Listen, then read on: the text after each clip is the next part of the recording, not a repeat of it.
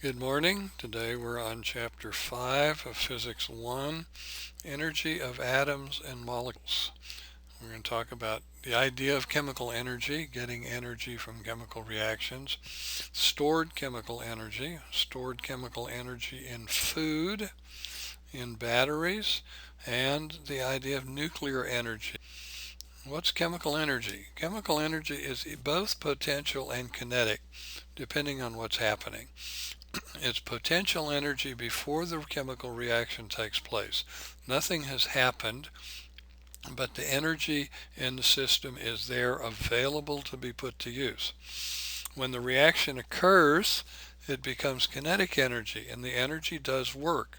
Maybe we're having a chemical reaction that pushes a spaceship. Maybe we're having a chemical reaction that generates heat.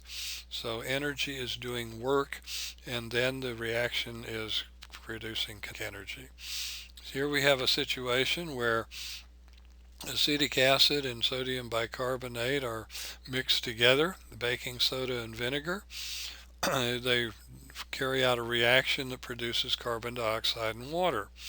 At some point, enough gas pressure builds up so that the stopper is blown out of the top of the container, and so work is being done. Work being, we're moving something a certain distance. Stored chemical energy.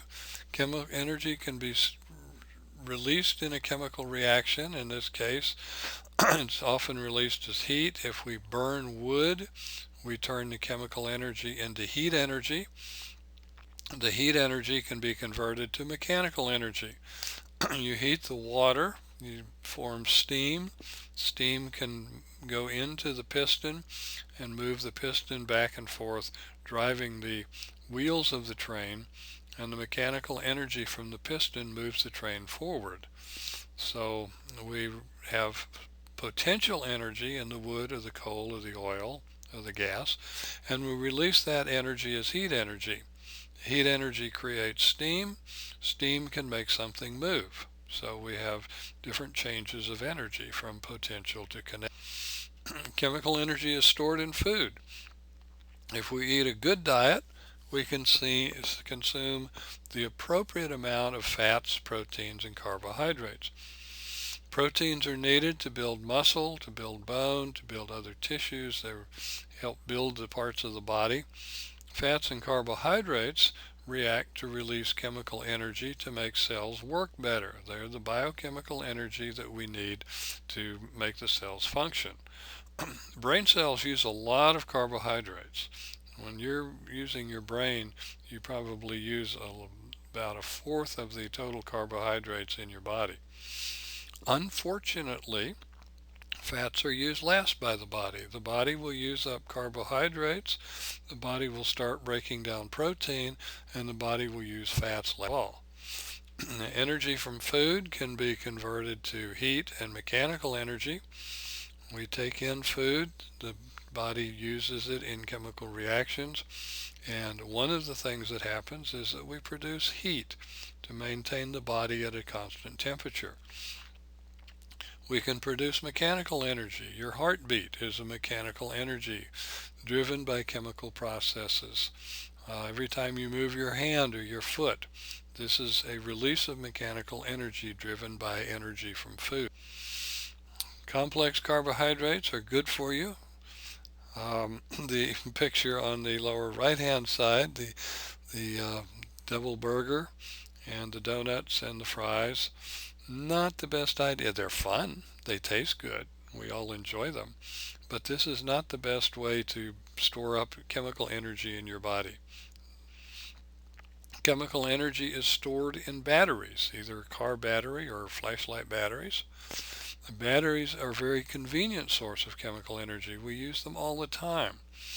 Energy is stored, energy is potential until you close the circuit and the electrons can flow.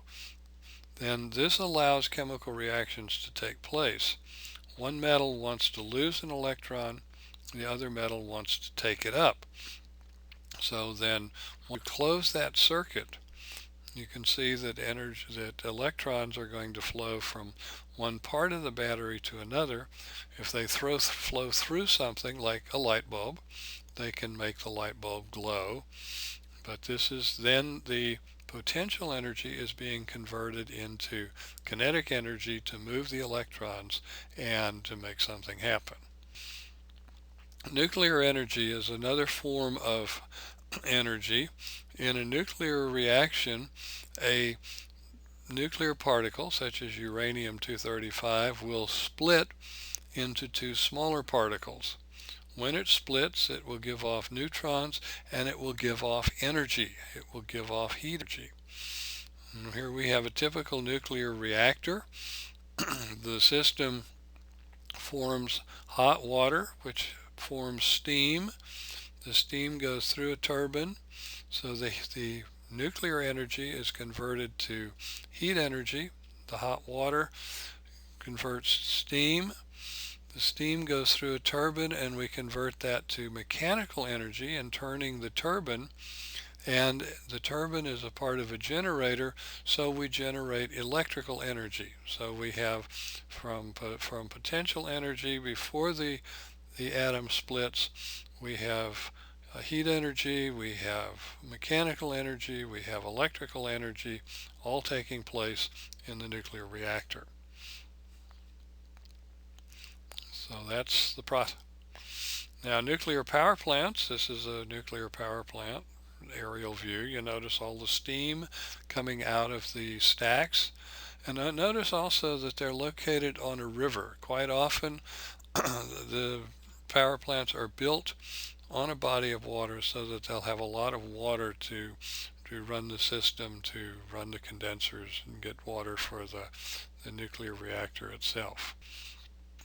So where have we been? Chemical energy comes from chemical reactions, not too surprisingly. Chemical energy can be converted to other forms of energy. We've seen chemical energy converted to heat energy in our bodies, to mechanical energies, to make our heart beat, to move our arms and legs, our fingers, our toes.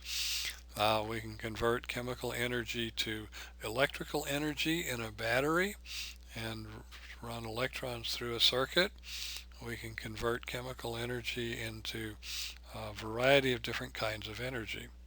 Batteries can generate electrical energy with chemical reactions. Nuclear reactors use heat. The nuclear reactions generate heat, and the heat can be used to heat steam, to turn turbines, to generate electricity, and make everything work well for us. That's it. You do not learn physics by putting your laptop on your head. You learn physics by studying. So we'll talk to you later.